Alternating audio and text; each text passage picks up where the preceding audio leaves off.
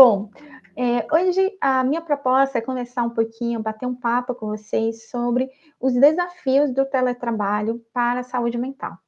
Já que a empresa de vocês, a maioria está em home office, em teletrabalho, vocês têm isso já na organização mesmo, e estou vendo aí que tem gente até fora do país, então é interessante quando a gente pode parar um pouquinho, refletir sobre o quanto ao teletrabalho, as mudanças que vieram de forma mais intensa a partir da pandemia, e que potencializou o que já estava acontecendo, mas fez com que a revolução tecnológica fosse ainda maior e mudasse a nossa forma de trabalhar, mas o quanto isso traz também desafios para a nossa saúde mental. Bom, quero começar me apresentando. Meu nome é Rebeca Barros, sou psicóloga, sou mestre e doutoranda em Psicologia Organizacional e do Trabalho pela Universidade Federal da Bahia. Faço parte de um grupo de pesquisa que estuda gestão e trabalho, né? O nosso grupo de Gestrave, que pertence à Universidade Federal da Bahia também, e sou pesquisadora sobre saúde mental de estudantes universitários. Estou aí focada, estudando um pouquinho a saúde mental ainda no processo de formação e de profissionalização para o trabalho, né? Então, mas também a gente tem pesquisado, tem discutido muito a saúde mental já no contexto posterior, meio que tentando pegar e fazer um panorama desde antes da inserção no mercado de trabalho, na formação até depois, né? Então, sou psicóloga clínica também, e a gente trabalha muito nessa área tanto na área clínica mesmo, como também voltado para essa questão educacional dentro dessa perspectiva da organização, né? Na perspectiva organizacional. Bom, mas eu quero começar provocando um pouquinho vocês sobre o que é para vocês saúde mental. Vou dar 10 segundinhos aí. Se você quiser, se você tiver um bloquinho de notas aí, quiser anotar aí o que você acha, uma palavra, duas. Na verdade, eu sugiro até que vocês tenham aí um bloco de notas do computador para vocês anotarem alguma coisa que chamar a atenção, algum site durante a nossa conversa. Mas para vocês aí, o que é saúde mental? Quando a gente fala, porque a televisão, as notícias estão o tempo todo falando sobre saúde mental. E, na verdade, esse não é um conceito fácil nem simples, porque não é um conceito único, né? As teorias, elas trabalham de formas diferentes sobre saúde mental. E, para muita gente, ter saúde mental é não ser louco, não ter uma doença, uma depressão, não ser alguém que surta diante de um estresse no trabalho. Mas o que é de fato, né? A gente tem uma boa saúde mental. Lembrando sempre que a saúde mental tem esses dois lados: o aspecto positivo e o aspecto negativo, que é a deterioração da saúde mental. Segundo a Organização Mundial de Saúde, a saúde mental não é a ausência de um transtorno mental. Não é, eu não tenho depressão, então tenho saúde mental. Não. Mas fala aspectos como o uso das suas capacidades, das suas habilidades. É quando a pessoa tem condição de usar o que ela sabe para ser produtiva, usar suas habilidades para ser frutífera, para construir coisas, para fazer coisas significativas. E também tem a ver com a capacidade que nós temos de nos recompormos ou de lidarmos com as situações estressoras na nossa vida. Então, saúde mental, como vocês perceberam aí, é algo que não é taxativo. Ou você tem, ou você não tem, né? Mas pense aí numa régua. Essa está sendo a mudança na nossa visão sobre a saúde mental. Hoje a gente não vê mais como ou é ou não é, mas pense do mesmo jeito que nós pensamos o autismo, como uma régua, um espectro, que você vai definindo: estou mais para cá, mais para cá. Eu estou com a saúde razoavelmente bem, apesar de né? Ou estou vendo que minha saúde mental está se deteriorando. Então, esse é uma forma para a gente começar. Queria começar trazendo essa provocação, porque eu quero que vocês percebam que durante a nossa conversa eu vou falar muito sobre fatores, aspectos que estão relacionados à nossa saúde mental. E que não necessariamente eles funcionam como causa, mas eles interagem, pensa aí, fatores que interagem entre si como protetores ou como potencializadores, palavra difícil, para o adoecimento. Mas vamos fazer uma atividade aqui juntos. Eu quero que vocês apontem o celular para esse QR Code e ele vai abrir uma atividade. Não é uma avaliação de saúde mental, mas a gente vai avaliar como é que está a vida de vocês em alguns aspectos importantes. Eu vou pedir para alguém colocar o linkzinho aí no chat. Quem conseguir abrir, colocar o link, porque aí facilita.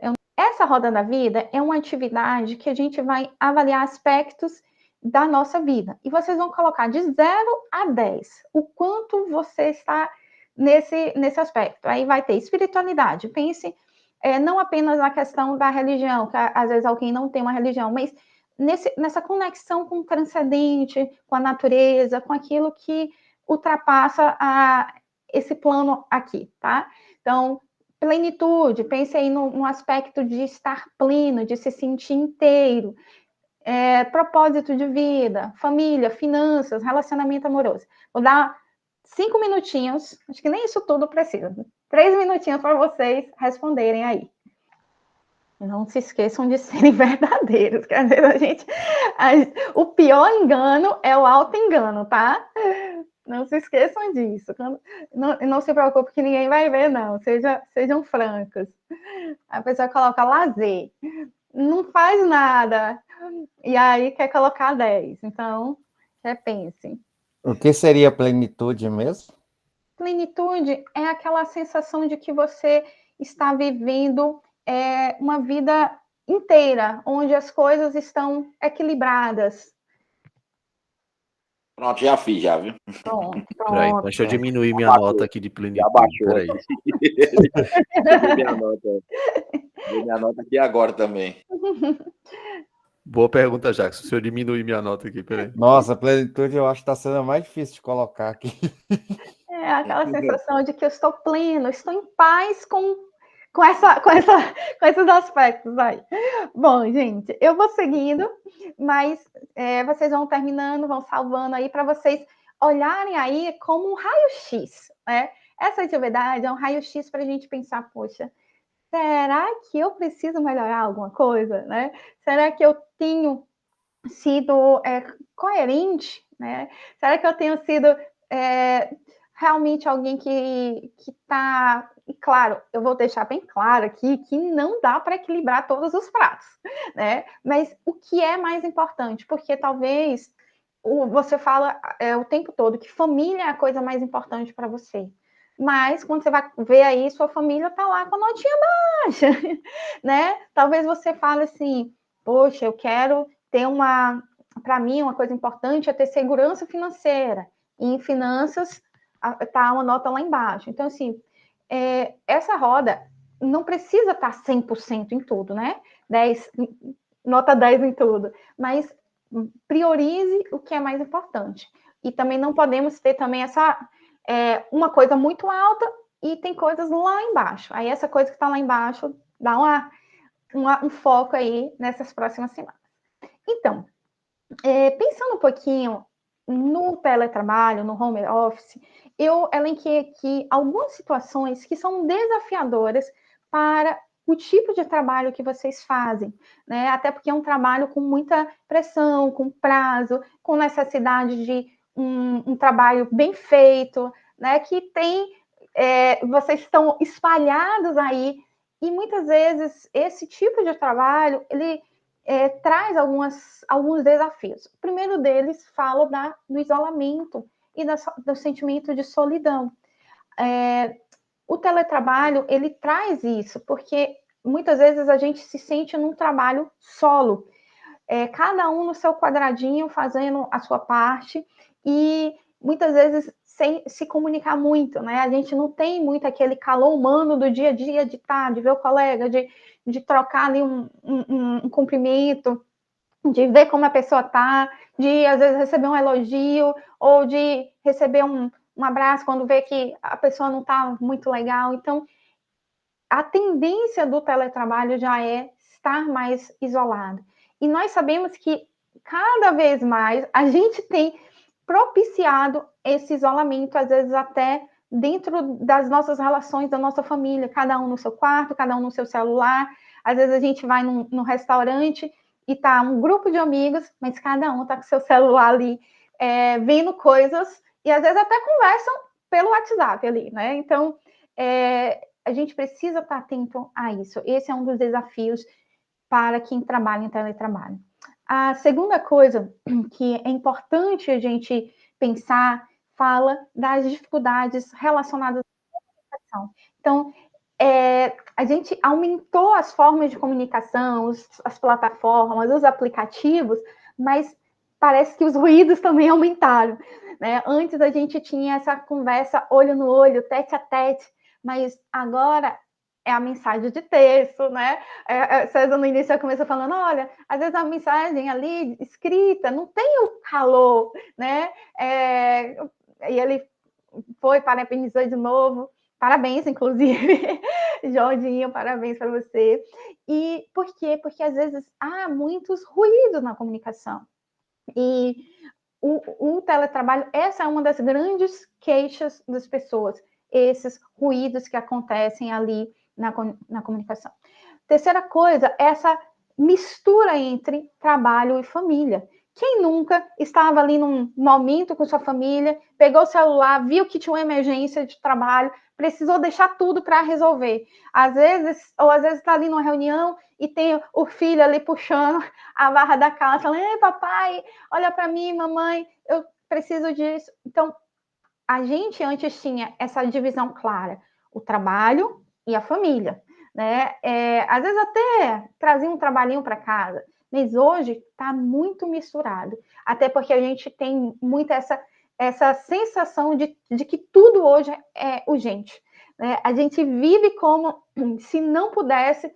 Se recebe uma mensagem, se você não responder na hora, a pessoa já acha ruim porque você não deu valor. Então, a gente vive nessa sensação de que tudo é muito urgente, tudo é muito importante, e muitas vezes nós não conseguimos delimitar bem, né? Até porque a casa agora também é escritório.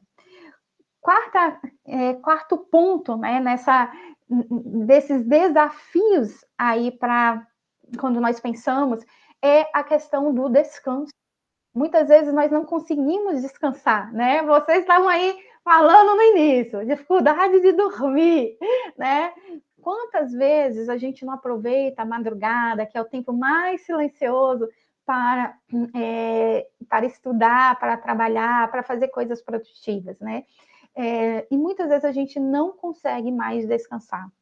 A gente não sei se já aconteceu isso com vocês, mas eu recebo muito essa queixa da pessoa falar assim, Rebeca, eu fui descansar e fiquei pensando que tinha isso para fazer, que tinha aquilo para fazer. Não consegui descansar. Viajei, mas fiquei o tempo todo pensando no que eu tinha que fazer, se eu fui negligente, se que eu não deveria ter feito isso. A gente não sabe mais descansar. A gente não consegue nem dormir.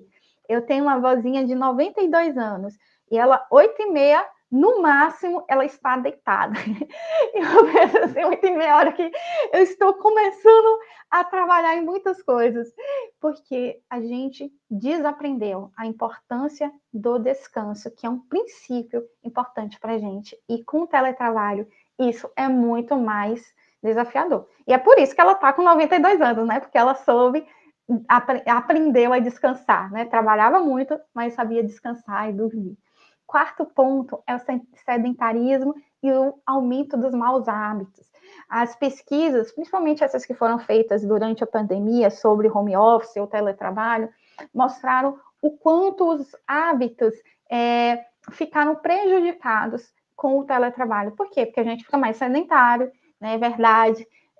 A gente fica mais tempo sentado, mais tempo na frente do computador, não tem aquela caminhadinha que a gente fazia antes, e a gente tende a tomar mais café, a comer mais besteira. Em casa, acaba acontecendo muito isso. E a sexta coisa é a questão da própria ergonomia, né? A gente sabe o quanto a ergonomia é importante para prevenir problemas diversos, principalmente os osteomusculares, né? A LER-DORT, porque no escritório, normalmente, tudo é planejado para a gente ter ali conforto. E, às vezes, a gente não consegue reproduzir isso dentro de casa, melhor cadeira, melhor iluminação, melhor mesa, né? Então, às vezes a gente consegue, faz mais ou menos, mas ainda é um desafio. Rebeca, tá, eu reconheço que eu tenho alguns desses desafios. Eu vivo isso na pele, na prática. Mas o que isso tem a ver com saúde mental? Esses são alguns fatores que podem estar se relacionando, né? Lembra que eu falei interagindo entre si para trazer impactos para a nossa saúde mental. Desencadear algum tipo de adoecimento, de desgaste para a nossa saúde mental. E aí, eu quero falar sobre 3 transtornos específicos que eu acho que são importantes para a gente fazer aqui uma rápida fala sobre eles. O primeiro deles é o que a gente mais ouve falar, que é a ansiedade. Hoje está em alta. Quem não teve ou não conhece alguém que já teve uma crise de ansiedade, né? E nós somos o país mais ansioso do mundo. Dizem que 1 em cada 3 brasileiros tem ansiedade. E aí, quando eu falo a ansiedade, eu não estou falando da ansiedade normal, que é aquela coisa que todo mundo tem, que é importante para a gente se preparar para o futuro. Mas aqui eu estou falando da ansiedade patológica, que pode aparecer em vários tipos de transtorno de ansiedade generalizada, transtorno do pânico, toque, fobia social, entre outros. O que é ansiedade, Rebeca? Que todo mundo fala, mas o que é? É um alerta, uma atenção, uma preocupação exagerada em relação a ameaças, a sensação de que a pessoa está em ameaça, em risco. Então, a pessoa que tem ansiedade, ela começa a ter aquela tensão, aquela preocupação, tem muita tensão muscular, tem muita preocupação com o futuro, a mente está sempre cheia de possibilidades acerca do futuro, tem muitos pensamentos catastróficos, de coisas ruins podem acontecer, muitas vezes tem aquele pensamento de tudo ou nada, ou é 8 ou é 80. São pessoas que tendem a pegar evidências pequenas e generalizar demais coisas ruins, né? Então, são mais negativas, muitas vezes pessimistas, mas pensem, a ansiedade quase sempre é voltada, tem essa orientação para o futuro, para as ameaças, para essa sensação de que pode alguma coisa ruim acontecer, sendo verdade ou não. Sintomas principais: taquicardia, sudorese, tremores, às vezes falta de ar, às vezes dores no estômago, mal-estar, insônia e, além disso, esses pensamentos relacionados com o futuro. De mãos dadas, porque muitas vezes ansiedade anda de mãos dadas com a depressão. É muito comum a gente ver as duas coisas juntas e sintomas misturados. A depressão fala de realmente um humor deprimido, quando o nosso humor, pense aí numa montanha russa, então é aquela parte que cai, né? Então a gente perde energia, tem fadiga, tem um cansaço mental, perde sentido pela vida, coisas que eram prazerosas deixam de ser prazerosas, a pessoa tem vontade de se isolar, se esconder, gosta mais de ficar em ambientes escuros. Claro que eu estou falando bem geral, tá, gente? Eu não quero que você pegue isso e comece a diagnosticar as pessoas, mas para sensibilizar vocês sobre como isso é comum e está perto da gente, né? E às vezes está dentro da gente. O sentimento prevalente da depressão é a angústia persistente, né? Vem a tristeza, crises de choro, mas principalmente a angústia, que é aquele aperto no peito, sabe?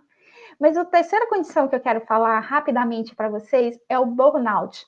O burnout é, sim, agora considerado uma doença relacionada ao trabalho, porque ela está diretamente ligada ao trabalho e fala de esgotamento mental, né? Antigamente usava muito o termo estafa, né? É quando você, imagina aí, usa sua bateria e ela chega no limite. Então a pessoa fica mais irritada, só em pensar no trabalho ela se sente mal. E muitas vezes acontece, seja por ambientes tóxicos de trabalho, mas o que eu tenho visto também é pelo excesso de carga de trabalho. Nós temos uma cultura que muitas vezes a gente pega 2, 3 trabalhos ou várias coisas para fazer ao mesmo tempo, e isso pode dar uma sobrecarga na nossa mente, né? E causar esse desgaste que a gente chama de burnout. Eu fiz esse pequeno resumo aí sobre essas 3 condições, porque elas são muito comuns, muito mais do que a gente imagina. E às vezes, talvez a pessoa não esteja já lá na condição final, assim, num transtorno de ansiedade, que comprometa tanto, ou numa depressão mais grave, mais profunda. Mas ela começa a dar pequenos sinais, e esse é o melhor momento para você, dar um alerta e falar, poxa, eu vou cuidar de mim. Eu estou vendo que meu colega de trabalho não está muito legal, vou bater um papo com ele, vou começar e vou me oferecer para ajudá-lo de alguma forma. Então, Rebeca, esses são alguns dos impactos, sim, né, que vão trazer desgastes à nossa saúde mental, à nossa qualidade de vida, o nosso dia a dia.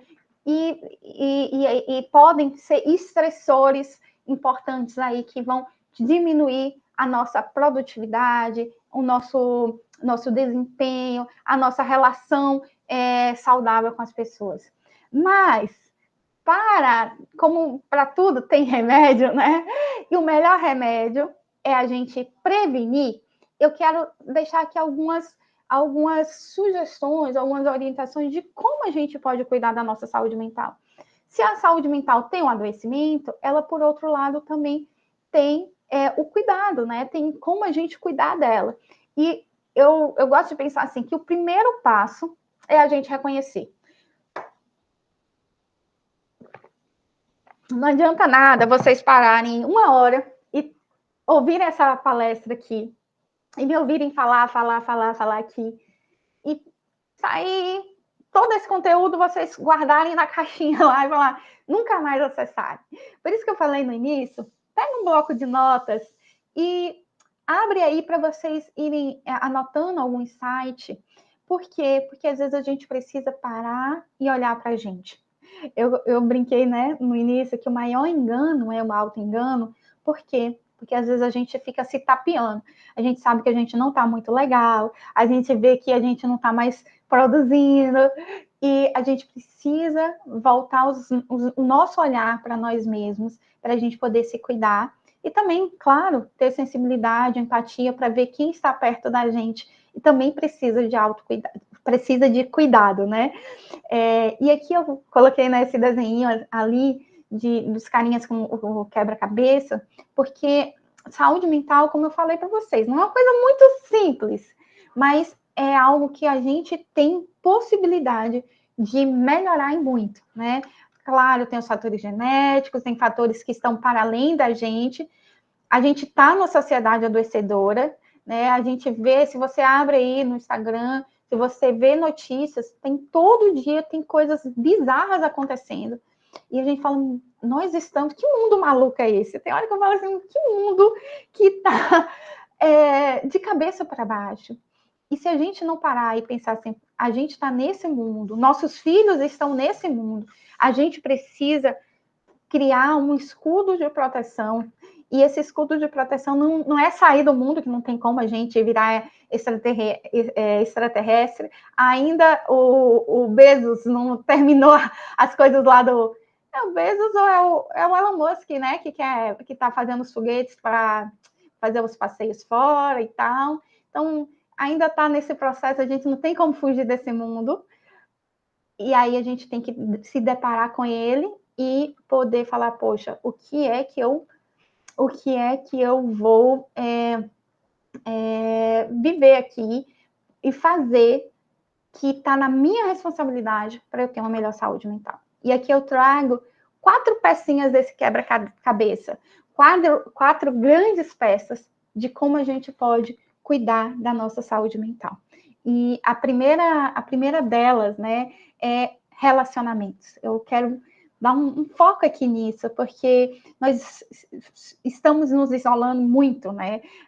Os relacionamentos estão muito distantes. Quantas vezes nós não paramos para olhar nos olhos das pessoas, não paramos para ouvir? A pessoa está falando e a gente está em outro mundo. A nossa família está aqui perto, mas está distante. Eu trabalho muito com jovens e adolescentes e é tão triste ver que muitos pais não conhecem seus próprios filhos porque nunca pararam para conversar com seus filhos, nunca se importaram o suficiente para ouvir o que seus filhos têm. E às vezes o trabalho nos consome demais e a gente vive realmente para o trabalho porque o trabalho é importante, mas às vezes a gente negligencia a importância dos relacionamentos. E as pesquisas, elas são unânimes em falar a importância dos relacionamentos, da amizade, do suporte social, do apoio organizacional também para a nossa saúde mental. É um fator protetor.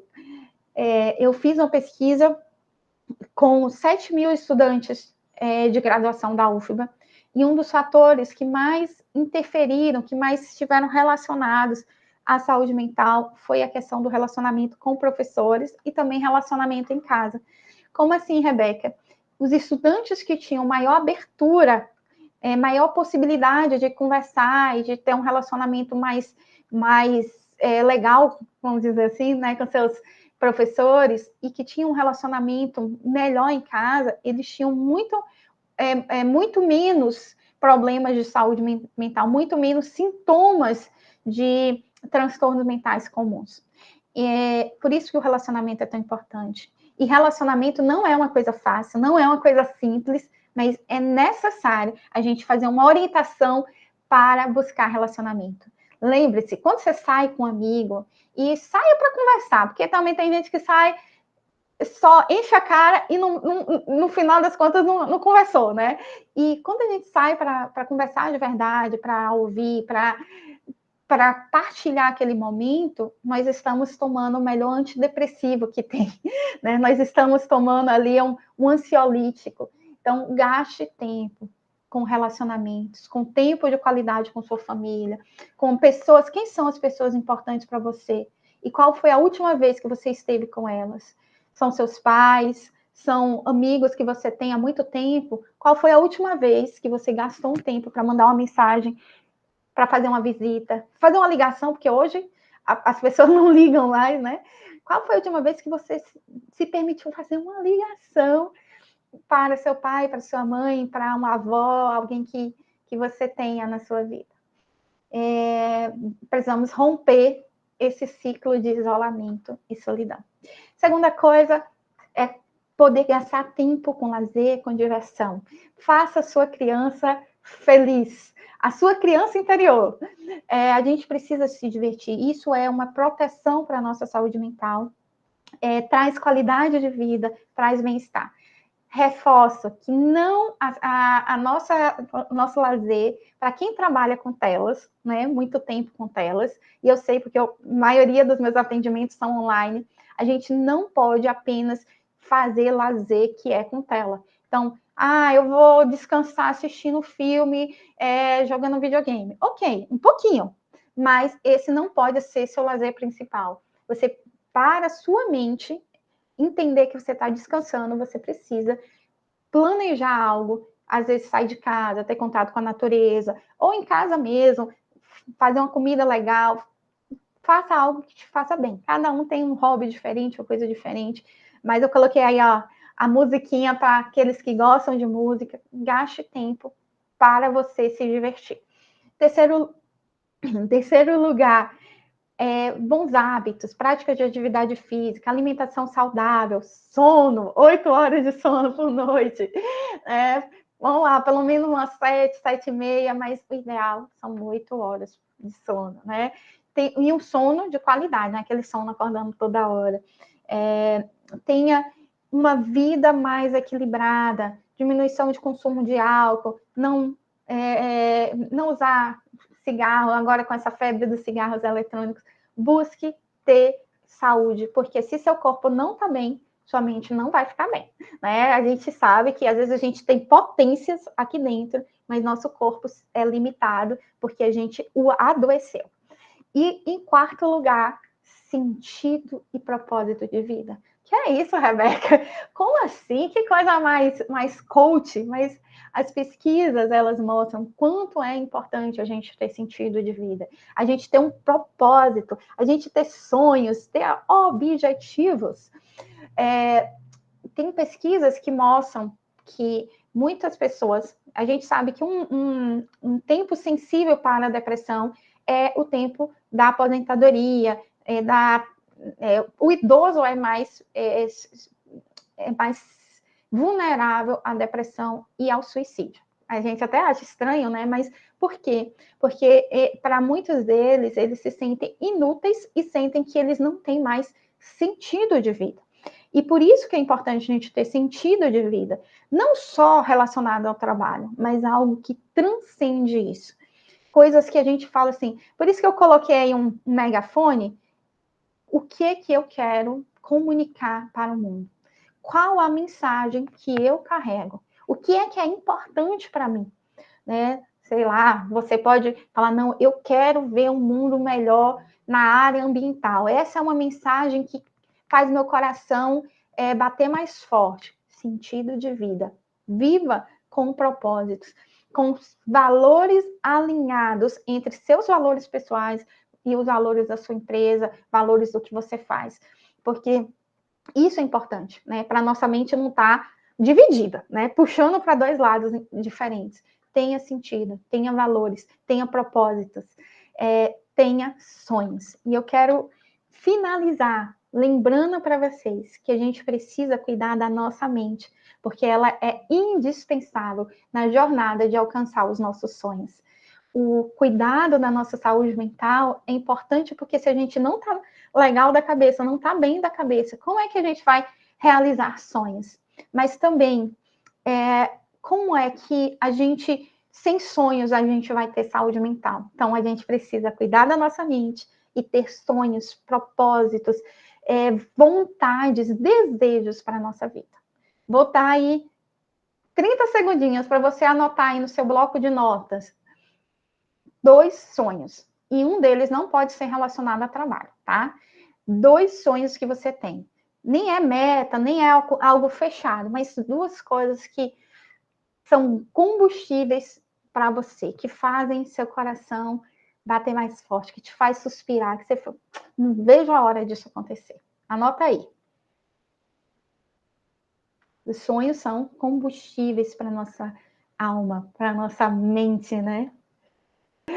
Eu quero agradecer a vocês pela atenção. Esse exercício foi só para a gente dar uma relaxada para esse dia que vocês ainda têm, para essa semana ainda de muito aprendizado, de muito trabalho.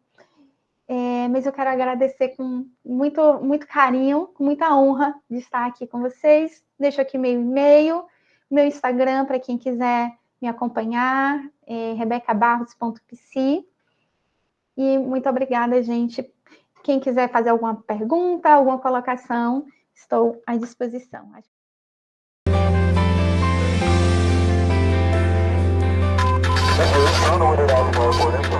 Thank you.